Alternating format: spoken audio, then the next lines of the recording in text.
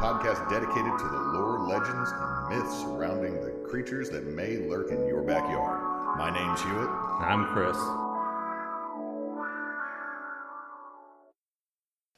How you doing, man?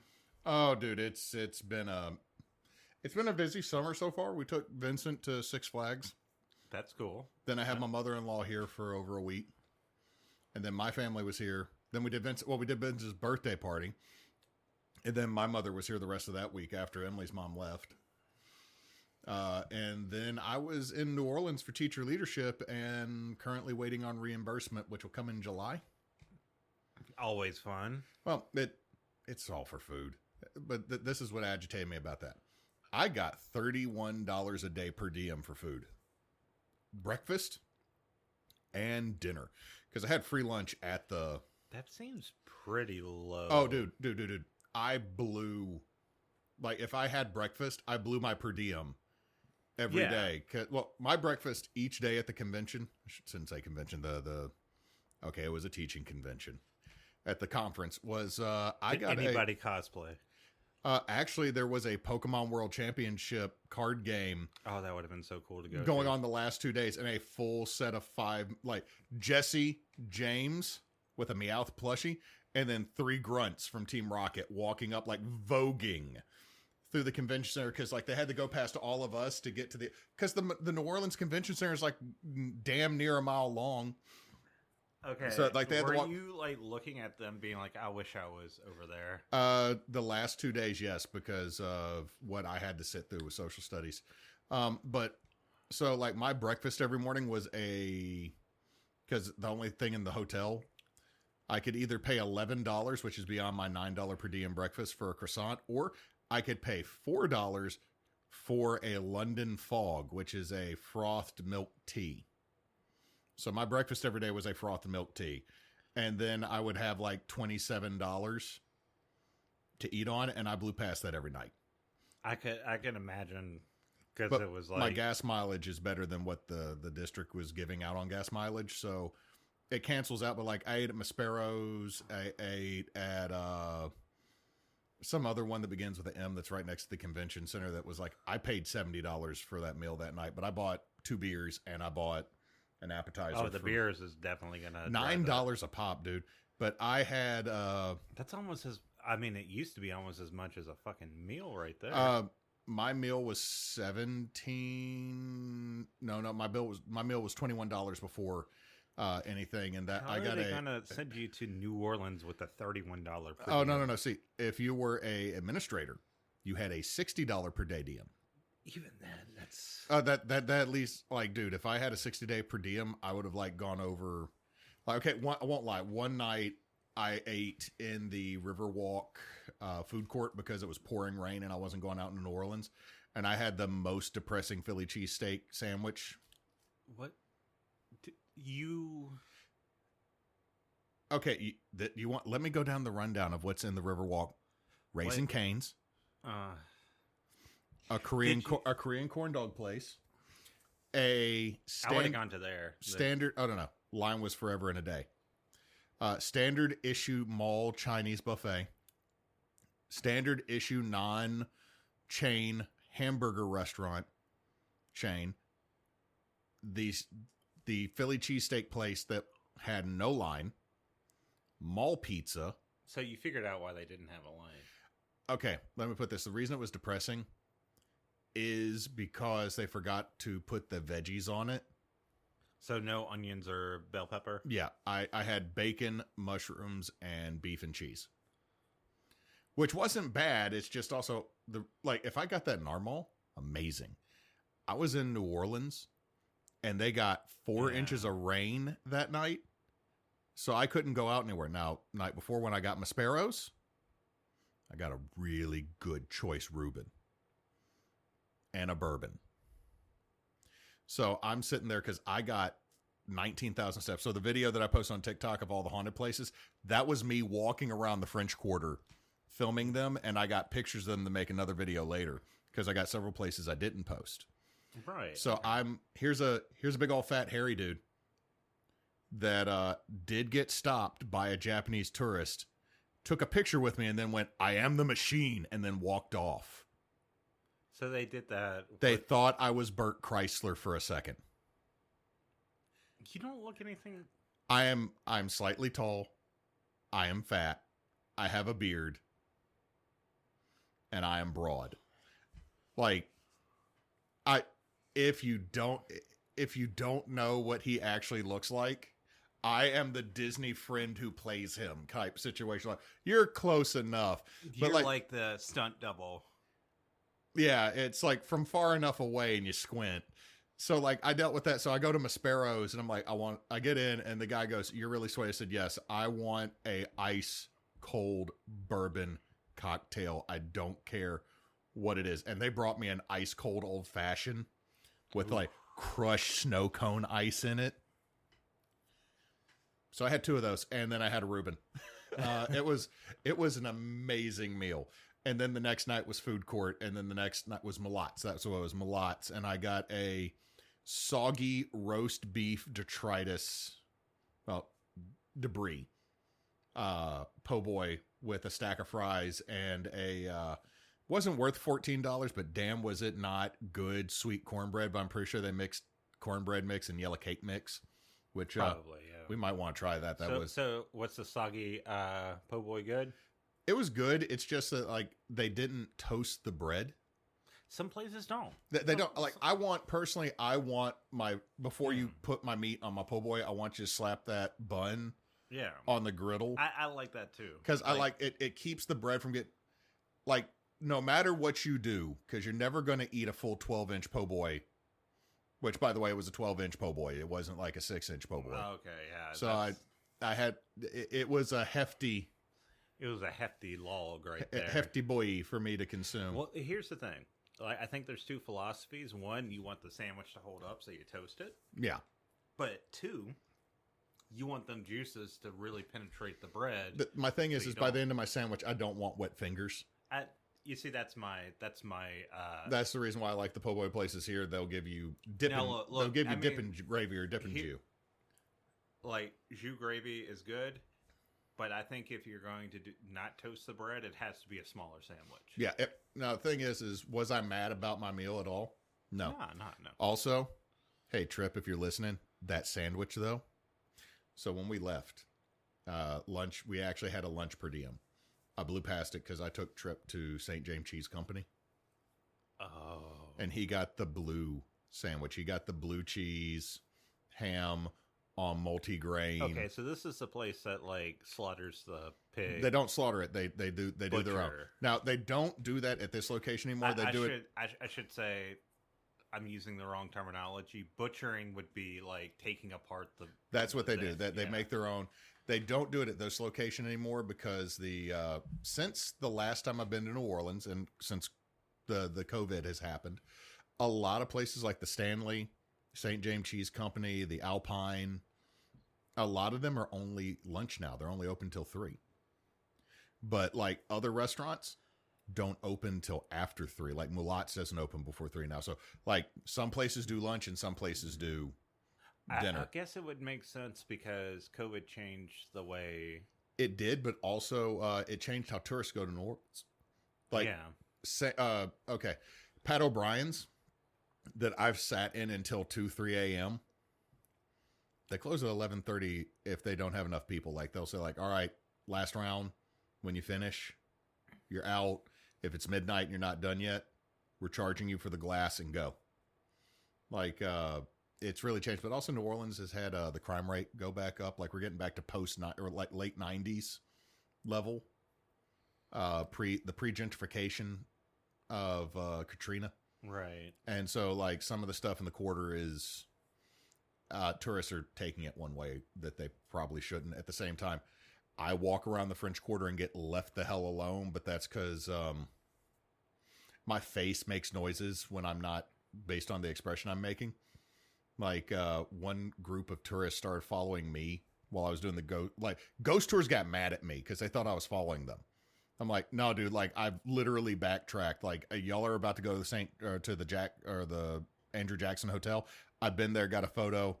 Anyway, I'm just here to get a picture of the Lalaurie Mansion. It's cool, dude. I'm not here to mess with y'all.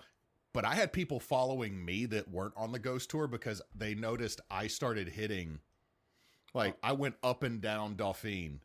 So you're like the dude that's like, yeah, I'm just coming here because I know this place and I just want to see. I'm wearing a big purple.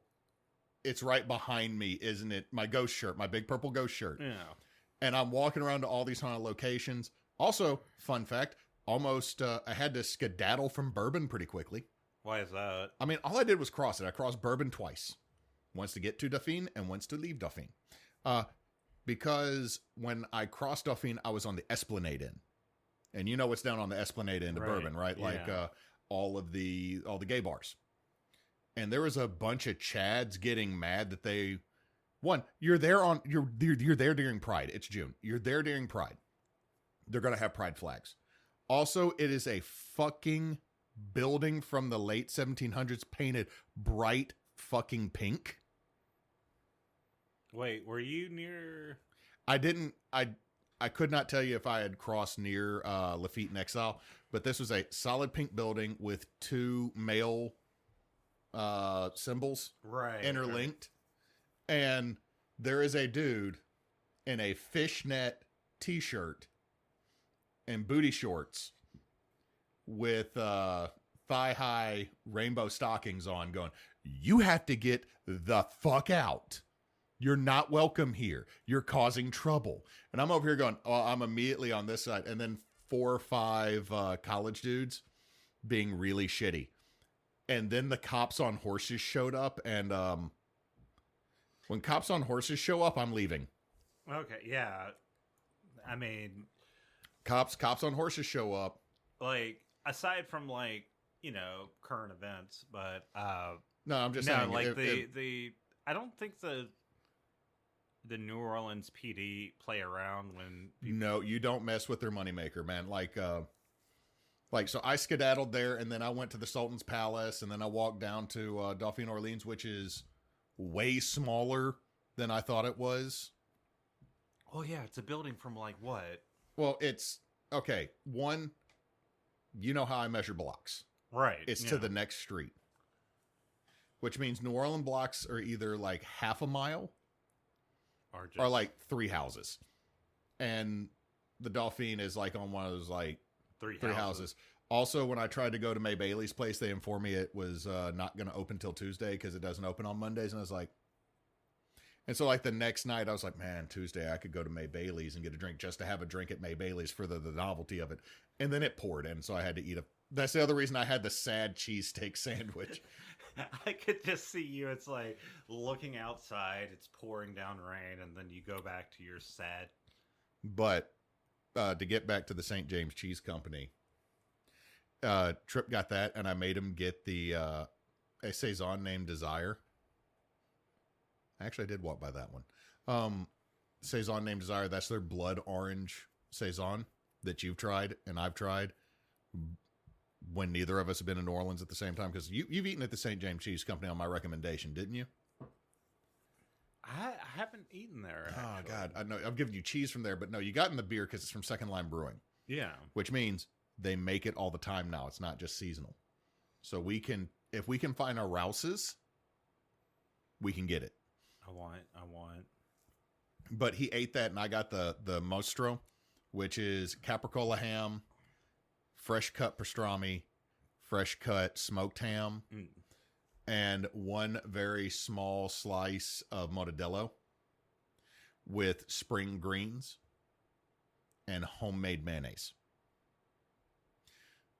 I enjoyed myself fully, and he cursed me the entire time he ate it because he hates New Orleans. Like, our buddy Tripp will go to Dallas and love Dallas. Like, he is a Dallas man. He doesn't like New Orleans because, you know, when he was younger, he did all the stereotypical bad New Orleans things, which I can understand that leaving a taste for the city. But because, I mean, Canal to Esplanade is pretty much Louisiana Disneyland. Yeah. But like, I took him there and he's like, I'm not going to be coming back here forever in this. So I've been texting him like every couple of days that sandwich though. And he like, you're an asshole. Like like when he finished his sandwich, he goes, I wasn't going to finish this, but then I'd be eating it in your car. I'm like, this place is good, man. He goes, and I can't buy cheese because we don't have an ice bag. I'm like, no, because like they have fresh cheese. Like actually made. Yeah. Like now they do put warnings on it. Like this cheese contains, like they had 2 mozzarellas that came from Louisiana. I'm like, we got Louisiana mozzarella, but it was so fresh. And it was like a fully organic, crunchy granola mom farm that like they had to put the warning, hey, this has raw milk in it. Yeah. But I mean, it's been pasteurized in the cheese making process, but it also means like it has an incredibly short shelf life. Here's the thing. Raw milk, do not drink. Yeah, no, don't. We're saying that to our listeners. But when you have fresh mozzarella, it is pretty good to have raw milk or at least low pasteurization milk because it helps with the curding process. Well, I mean, this is all that really meant when they put raw milk on it. When I asked the lady, because when I asked like raw milk, she goes. Like she did like the whole like head twist and everything like that. Like, oh my God. Is it means that they don't have preservatives in it. Okay. Which means that cheese is going to be the shit. But I had no way to transport it back home on ice to keep it. Right. You would have to buy a bunch of extra shit. So next time we go to New Orleans and we want to go to that place, I'm going to say we go to the one in Uptown. Because the one in the CBD in the business district they get everything from the other one now because the way they operate, like they're literally they're from 11:30 to 3 and then it closes. Okay, Hugh, I gotta be honest with you. We could sit here and talk about like cheese and food the rest of the night. I know. I'm just we've recorded one already this night, and I did not mention what I've done. I went to New Orleans, one of our favorite cities, and the main reason that and my wife, the main reason we love that city is not so much the history and all the other stuff. That's cool. That's an extra.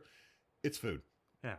It's food. And I could sit here, like we could talk about Parkway. We could talk about like Central Grocery.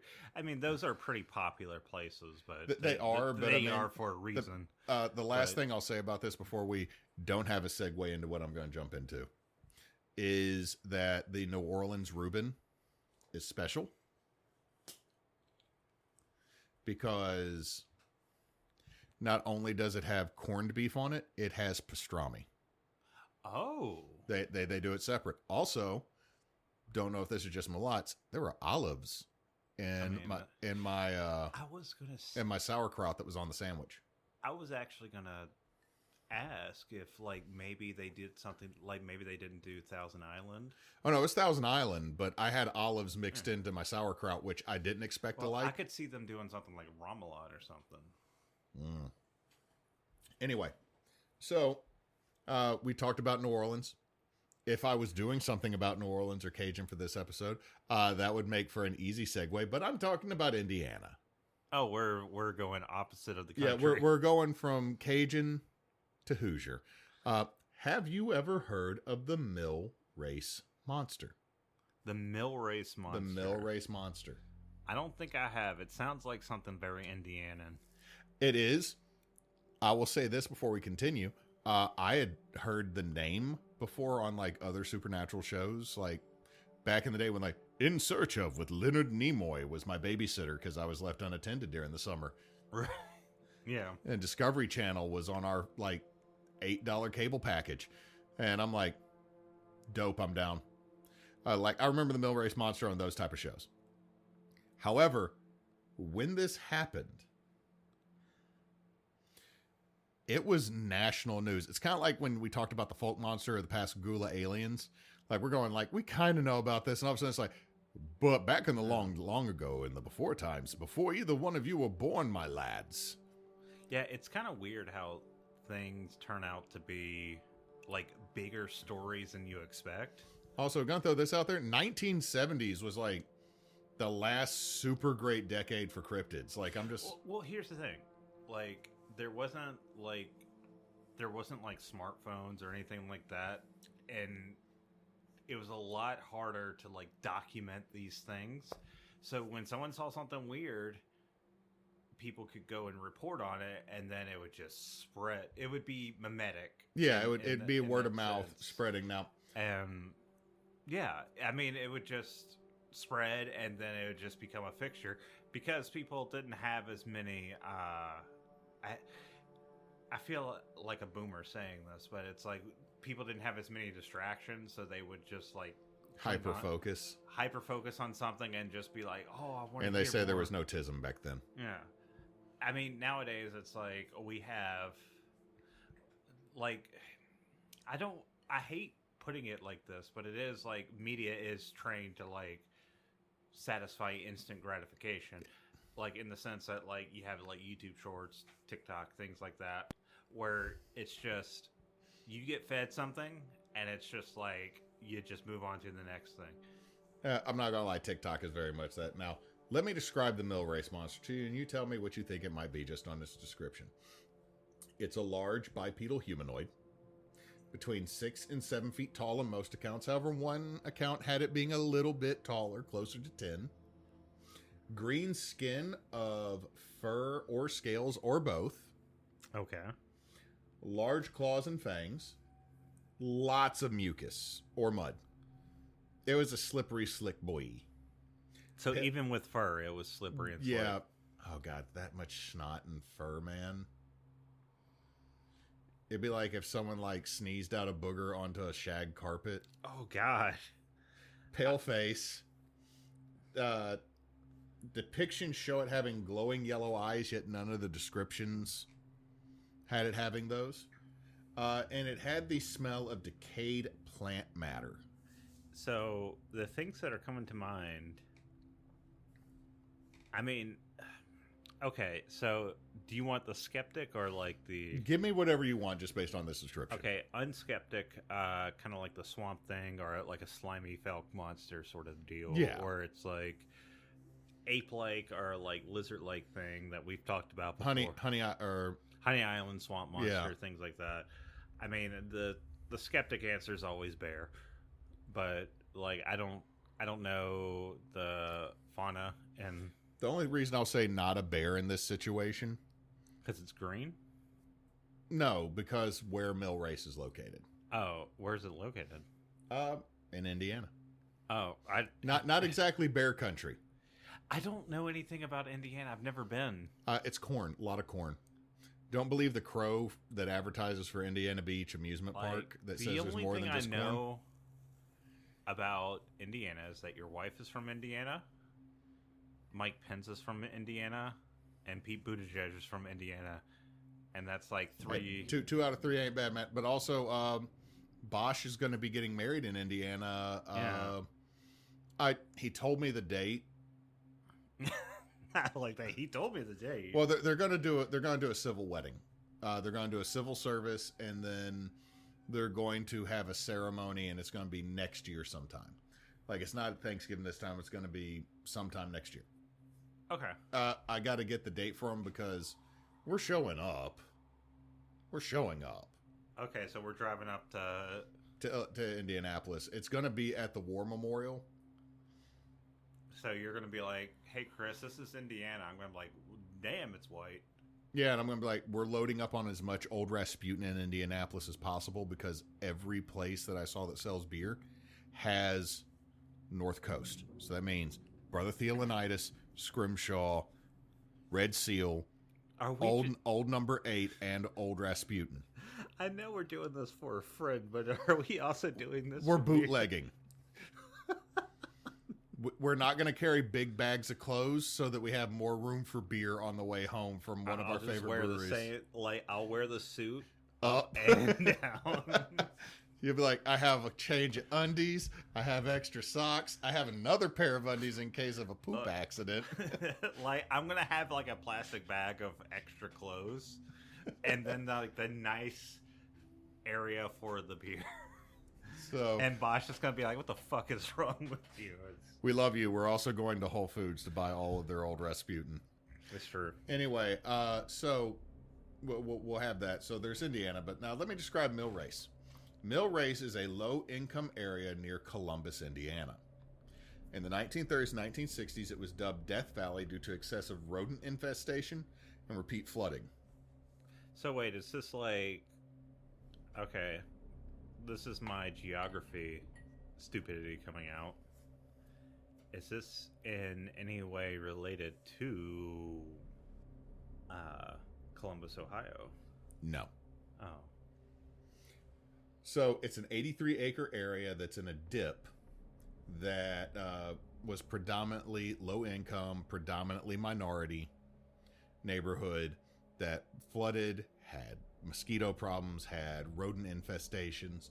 And in 1963, the city bought the area, cleaned it up, and turned it into a park. So they just leveled all the houses, built a park, made a lake.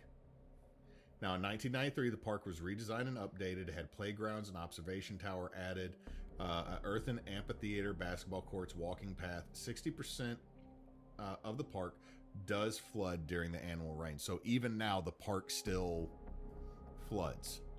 So the reason they built an earthen amphitheater instead of like an outdoor theater is because it floods so much. And they're going to have to fix it up anyway. So if you don't have to do a whole lot of concrete replacement, it's that. So this was like 1963 gentrification. This is an area that we've had problems with disease and crime and other stuff. We're going to level it and we're going to make a park for everybody's civil good. The original park, not much at it. Now they got shit. Now, let me give you some additional history. November 1st, 1974, in Columbus, Indiana, police get panicked reports of a large creature near Millrace Park. One of the witnesses claimed to have been attacked by the creature. So let's go with first sighting. 4 girls went to the park. Names were never released because they were minors. 3 p.m., they saw the thing near the boat ramp to the White River. So it was just like sitting there chilling? It was being a thing? It was being a thing. It was smacking the water and fishing and all this. So oh my God, now I'm just thinking of big slimy Bigfoot man being like, hey guys. It's just the TikTok. Yo guys, I got covered in mud and I'm trying to catch a fucking fish. Terry's over, Yeti's over here just blowing chunks out of his ass because he ate Taco Bell. Wait, is that like the AI Bigfoot? AI generated Bigfoots. Some of them are funny. I think the people that make them also do the Stormtrooper ones. Like, I'm with Terry's bitch ass and Vader's mad at us. And I'm like, okay. Some of them are funny. It's like, I know it's Jerry. Jerry set up a time machine. All right, we're in the 1980s. He just got slapped by a breakdancer, and I think he's crying. Like, that stuff makes me laugh a little bit because it's like, this is stupid, but too much of it is just absolute brain rot. I only saw a couple of those, and I was like... I sent you one where it's like Bigfoot going, hey, they're Kuyans. I'm like, oh my fucking God. That's like me going, Kuyan. I got got some crawfish in my Auntie Bertrand's shit your pants sauce, and then it's like another Bigfoot that was in a... Your auntie can fucking suck a dick. Like, this is terrible. It's like him running into the outhouse. Then we get to the outhouse has like a mushroom cloud blow up from it. And I'm like, also the thing I laugh about the AI videos is whenever someone like the Bigfoots eat a crawfish in all the videos they've made from them, they're putting the whole crawfish in their mouth. And I'm like, I ain't telling them. Well, the thing is, it's like, it's little nuances with AI that it just can't pick up on. I know, but at the same time, and this is mean of me, if I see you trying to eat a crawfish whole and you've been an asshole, you're not doing... I mean... I'm not telling you that you take the shell off. I'm going to watch you eat it. Also, I could see a Bigfoot eating the whole... And one of the other ones that made me laugh was a Bigfoot. I'm at my first Mardi Gras and I got beads. Someone showed me their Tetons. And then it's him running.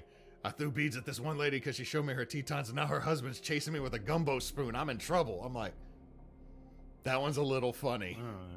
Because like, you see, if AI could just be used for like novelty little things like that, I'd be fine. Yeah, like the only reason I laugh at that is the idea of some Cajun chasing Bigfoot with the crawfish paddle or the gumbo spoon is about as Louisiana as I can actually think it would be, because it's one of those like, how does Louisiana handle Bigfoot? Put on some rice. Now, back to Indiana. They saw the thing. They ran and called the cops. And much like your previous segment recorded tonight, the officers listed as kids making shit up. Of course, yeah. So they didn't take it seriously. Like, oh, 4 high school girls freaking out because they saw something at the river. Was Jerry down there? Was big fat Jerry down there? It's like, oh, women. And then, like, Jerry's like, I didn't think I was that fat, guys. Yeah, you're big fat Jerry. We call you that behind your back. I'm like, fucking boomers in the 70s. I got diabetes, man. What the? Yeah, because you're fucking fat. Like, that's what they would do. Like, they're all smoking with their mustaches and chest hair and gold chains back then. Yeah, just as a note, have you ever seen, like, the old school Taco Bell shit? Oh, God. It's like, holy fuck. How much did you put in that taco? No, it's not that. It was, like, super racist. Oh, yeah, that too. I also just remember the images of, like, not like the sales pictures from the 70s, but like people with photos of Taco Bell from the 70s and like, that taco's a solid inch thick. I wish I got a taco of those. You're like, I wish I had a solid inch. Anyway, so the second sighting. Tyra Catlin and a friend stopped at the park to eat some fast food later the same day. And they had heard nothing of the creature. So they're like, hey, we've got off work. We're grabbing some food. You know what? I want to eat in the car. I don't want to eat at home. Why don't we just stop at the park and have, like, lunch? So this is midday if they're no. This is after 3 p.m. This is getting closer to dinner time. Okay. So they're getting late lunch, though. Or they might be getting early dinner. They're getting fast food and it's the evening, right? It's not night yet. Which in November in Indiana, night comes quick. Okay, so when you say 3 p.m. here in Louisiana, especially in the summertime, it's like, look, dude, the sun went down at 9 tonight. Like, I don't remember that happening as a kid, but my parents also had blackout curtains in my room. Yeah. Now, in any case, she described the creature running out of the woods and being much taller than a normal man. Okay. Mm-hmm. Which is why they said 6 to 7 feet, which... So they were just like, it's fucking tall. He's fucking tall. Like, it's like, how tall? It's like, I don't know. Fucking tall, but feet. Like one of the other officers. Well, hold on. How tall? Hey, was he over 6 foot? Hey, oh no. Oh hey, how was his the 5'7" police officer? This is bullshit. Did he give you a nice bear hug, as they say? Now, any case, they ran to their car, and the monster started attacking the car. Like, started hitting it, hit the windshield, hit the hood. The friend was terrified and froze up, so they could not drive away at first because she would not start the car because she just panicked. They covered the windshield in, like, a thick, viscous mucus. So it was doing like an eel thing where it just created a bunch of mucus? Don't know at this point. At this point, they don't know. It's just hitting the car and leaving grody everywhere. So, I mean, if it's mucus, maybe. If it's I'm a hairy Bigfoot that came out the river and I got hairy mud. Bigfoot slimered the car. Yeah, just like mud and That's goop. right. I'm bringing back... He ecto-coolered the whole car. Now... I am a millennial. I will talk about Ghostbusters every second. Finally, the friend got her composure, and got the car started and drove straight to the police station. The cops didn't take them seriously at first and accused the ladies of being drunk. It's like, oh, yeah, you're just drunk. And then she was like, well, come look at my car. And you, like, know 1970s car. This is probably actually a 1960s car because it's used or it's an older vehicle. Like, this is... Well, I don't know. I mean, cars were like $300 back then. You could get a F-150 for $1,500 cash, which would translate to $17,000 today. I would buy a brand new... purchasing power was a lot higher back then. Fucking hell, yeah, man. Like, it's why I don't take a whole lot of... in my day, fuck you. It's like, fuck you, dude. Yes, I understand that, like, you were getting 75 cents an hour. Back in my day, I paid for college with my part-time job. It's Anyway, like, yeah, your college was like $30 a class. Shut up. Before we run down that chain, the cops could not deny damage to the vehicle and that it smelled nasty. It smelled like rotten, decayed, gross. Like, it smelled like bottom of the bayou mud. Like, I'm saying, like, the rotten plant decay odor for this creature. Saying the skunk ape came up to Indiana? Apparently went up to Indiana on vacation because, you know, wanted to, like, cheer for Purdue or some shit. Now, the cops went to the park, didn't find anything. Just wrote it off as, well, that's fucking weird. Like, maybe some kids were pulling a prank and threw mud on their fucking car. But that car stank. That car is stanky. Now, the Republic, a newspaper in the area, posted the story the next morning. 6 women see a beast in Millrace Park. The third sighting. November 5th. So we're 4 days away now, right? 4 days away from seeing the initial monster. 2 young men were chased out of the park by the creature after seeing the creature and they tried to catch it. Like, they're like, dang, oh, you see that monster over there? I'm going to wrestle it. So oh, shit, this is a bad idea, and just comes running back. So there's a kid that was like, it's time for a good wrestling. They pulled out their baseball that was painted red and white. It's like, I'm going to get me that, and threw it, and the Pokeball didn't work. And the Millrace monster took that personally and chased them out of the park. Oh, okay. Also at this time, both of these individuals and several other people claimed to have seen a UFO in the area.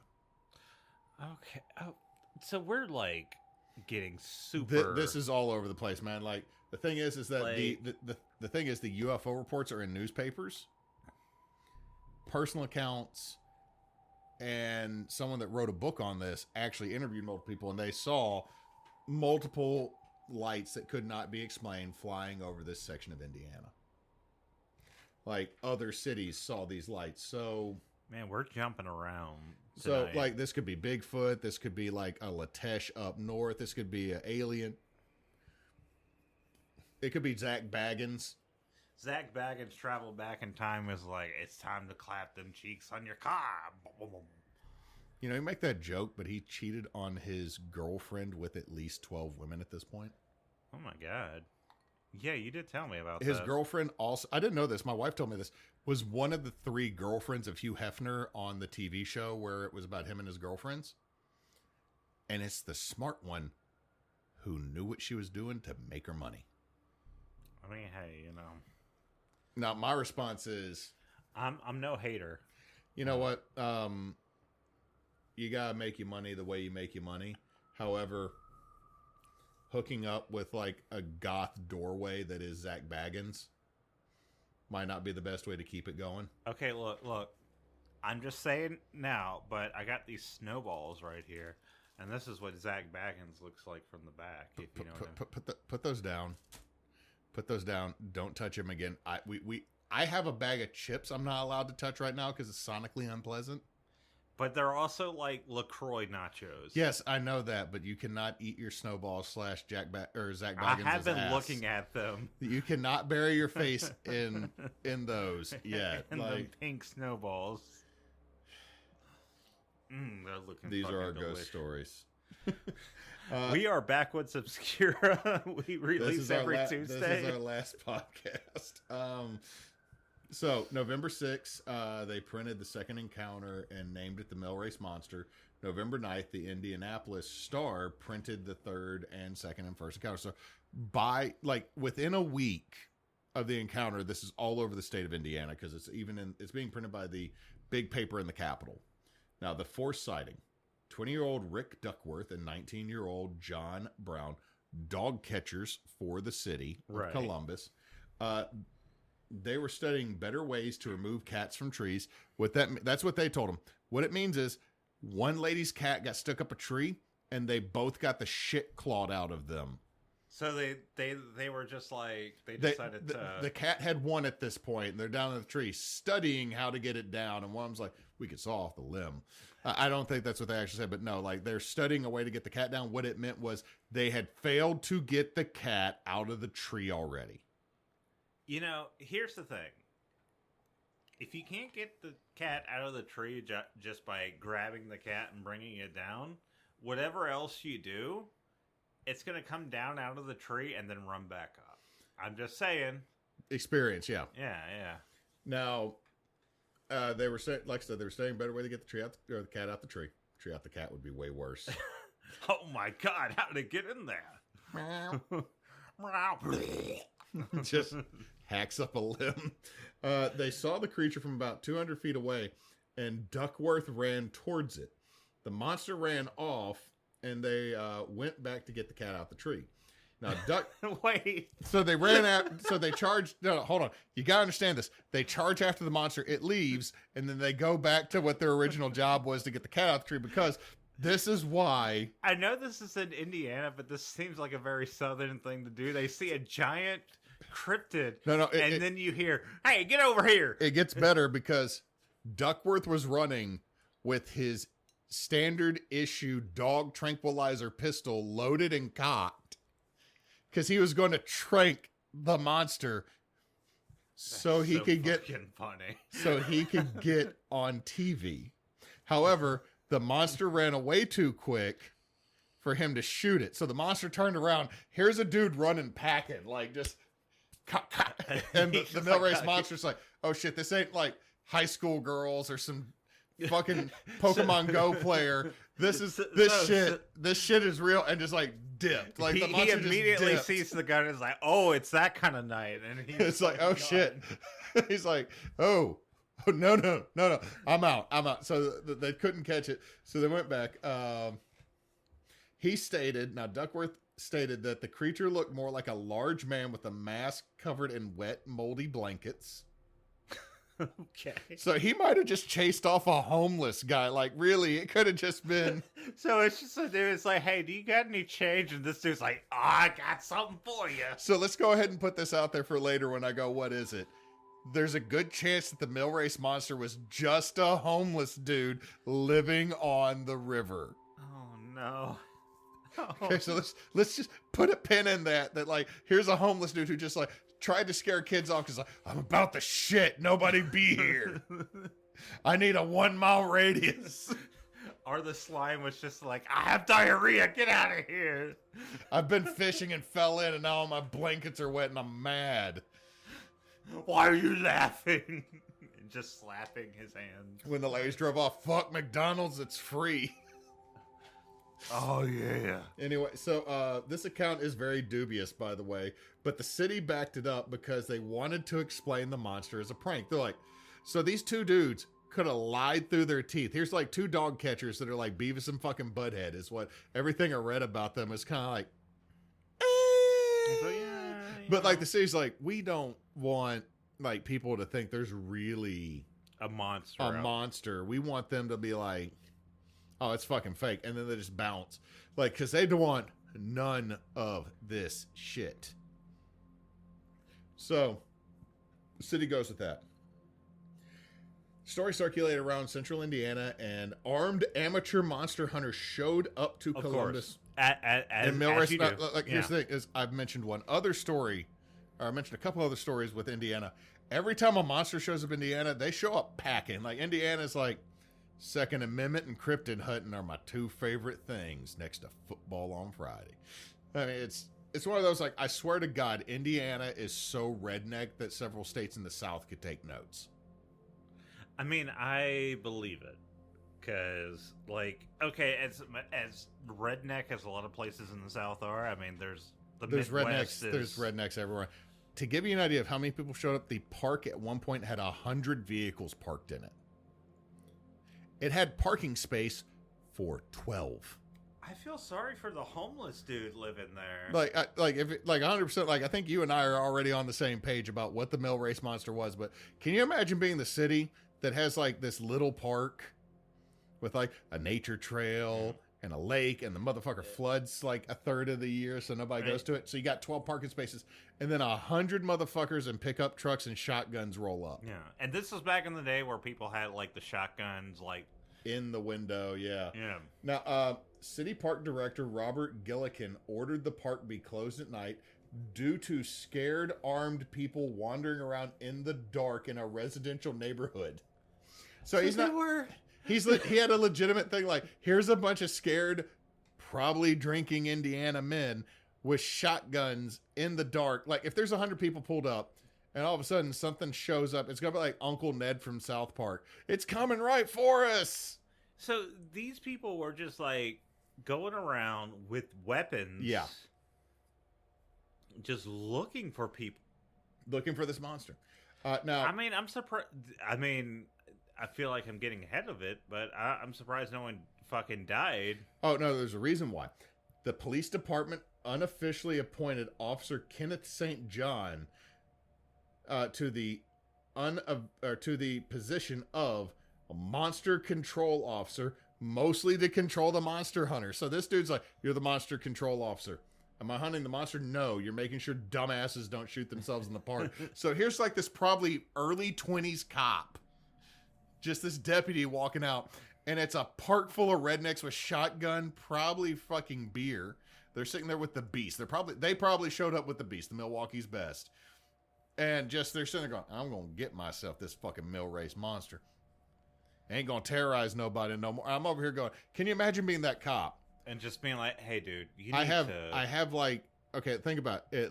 At one point, at least 100 monster hunters, my man. Like, just sitting there and going up to like a bunch of drunk redneck ass people being like, look, dude, you gotta go. And, yeah. Now, Columbus had 3 UFO sightings at the same time that were all reported to the police. Some of which did have, my neighbor is shooting at a light in the air. So it's not so much like UFO as no. It's a UFO sighting, but my neighbor is trying to shoot the UFO. I want you to understand about my wife's state. It competes with us on so many levels of redneck and dumb. So like, it competes on the ratchet, is what you're saying. Yeah. You know what? That explains it, because I feel Louisiana and Indiana are the only 2 states, other than Texas, which would actually have armaments to take down a UFO.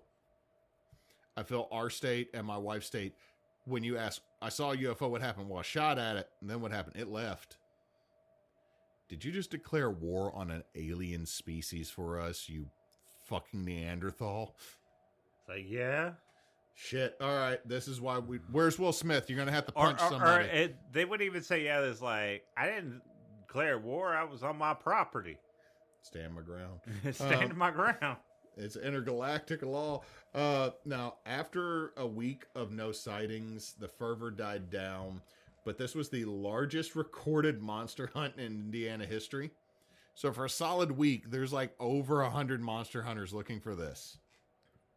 This has got to be a movie of just like some kid that just got on the force that it turns into the chief monster hunter, and it's just running around for a week being like, please go home. Now, what is it? Was it a sick or malformed animal? There's a chance. There's a chance of that, but I really don't feel it. It's not a kangaroo. It's not big enough. Was it a bear with mange, which was enough? Too big, I was guess. it a bear with mange that some people threw out there? No, because okay, so like bear population, like Indiana does not have a massive bear population. So when you say not a massive bear population, does it have black bears? There are black bears scattered throughout there, but like brown bears. Like I'm going to say that no, there's no brown bears. I'm going to say this. I'm not going to say there's not a bear in Indiana. It's not a small state. Large portions of the state are very rural. I mean, to give you an idea, the Indianapolis 500 happens there. So if you want to know exactly how redneck Indiana is, yeah. One of NASCAR's biggest events. Got to turn left. Turn left. The hard. sport. Now, I'm not going to shit on them too much because I finally saw someone like walk up the embankment of the turn. Bruh, I didn't realize that was like nearly a 45-degree angle.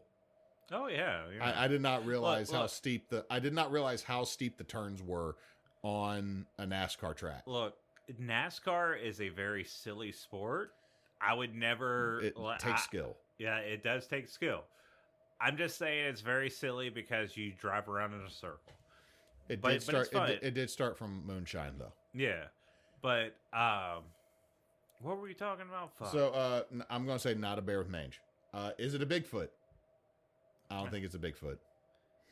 No Bigfoot, then. I'm going to say, because it said it was scaly. Is it a lizard man? Maybe. Is it an alien? I kept saying they saw one, just to get it out there because it's always out there. Is it a demon? I don't think a demon's scared of a trank dart. Was it a hoax? Possibly. I think it's possibly a hoax. Really, what I believe it was a very large homeless man. Just a dude. It's November, dude. It's November in Indiana. It's gonna start snowing soon. Would you believe, like, if a homeless person was living in the park near the river fishing and just trying to live, like, and they're wrapped up in blankets? Like, think about if Knox was wrapped up in blankets. That would freak me out.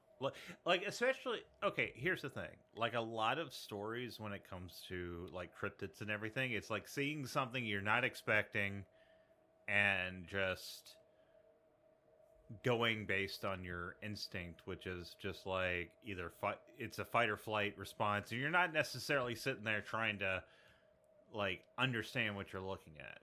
So you have, like, but every time when you see someone, or if these people, like, saw someone out in the woods and were freaked out, they might not sit there and be like, oh, wait, this is actually a homeless man. Like, I'm going to say this much. If you see a strange person out in a park where you're not, like, where you're in any situation where you could feel unsafe, and you see something that could be a threat, you're still gonna, like, react. Yeah. Like, so here's my deal with the Millrace monster. Either it's a hoax or it was a homeless person that was living on the river. I think, like, honestly, from what you said, like, I think it's very likely it's just another case of, like, someone saw something wild and then, like, the media and imagination it went wild. I'm going to say this 100% on my end. The Millrace monster was a homeless dude. Because, like, if we go with the story of the dubious story of the dog catchers with the trank pistol,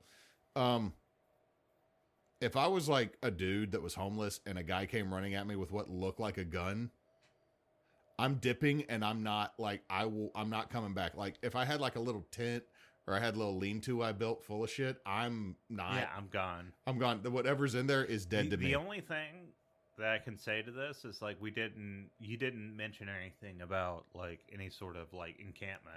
But if you're homeless, you might just be transient. There was no reports of that because, like, it ran off. Like, either it ran you off or it ran off, and nobody, like, really started, like, going through the woods too much. And let's be honest, like, if I'm a monster hunter and I'm in a park and I see what looks like a homeless person encampment, I'm going to assume kids built a fort. Right, yeah.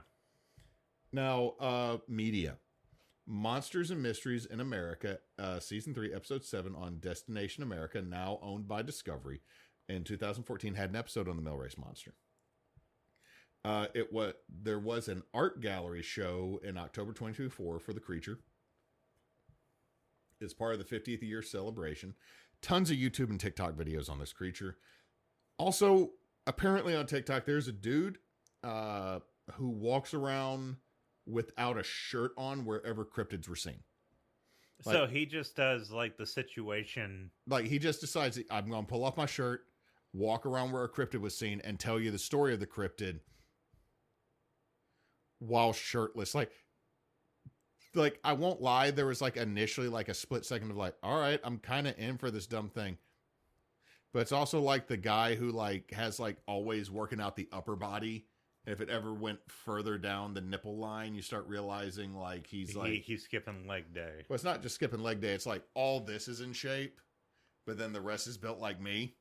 So all I can imagine is basically Sig from Full Metal Alchemist walking around shirtless in a park going, the Millrace fucking monster. So he has, like, a New Jersey. No, I'm just doing that because I haven't watched the video. Yo, the Millrace monster over here. Now, my sources. Okay. Cryptopedia. Millrace monster, astonishing AstonishingLegends.com, Millrace Monster. Columbus.in.us, plan your spooky trip to the Millrace Park. Fox59.com, the Indianapolis Star, Indianapolis, Indiana, Saturday, November 9th, 1974. Like, I found the actual newspaper article archived. TheRepublic.com, finding its archived articles. Paraholics.com, the Millrace Monster Paranormal Strange Wiki. Fox8.com news, plus countless TikToks. Nice. About this creature. And like I said, my conclusion about the Millrace Monster is that it's kind of like it's a homeless dude. It's like the infield horror sort of thing where right, it's like something mundane, but people were so freaked by it that they kind of associated something more than it now, was. I still got the Beast of Busco in Indiana. However, I'm going to say this. Hey, Midwest, bring your A game on cryptids, because at least down here we can claim creepy swamp for why the fuck people see things. Yeah. Also, we got the fucking Rougarou. What do you got? Like, Rougarou, you're a beast in the streets. I'm sorry, the AI song I made for fucking fun. Yeah. So that's the Millrace Monster, man.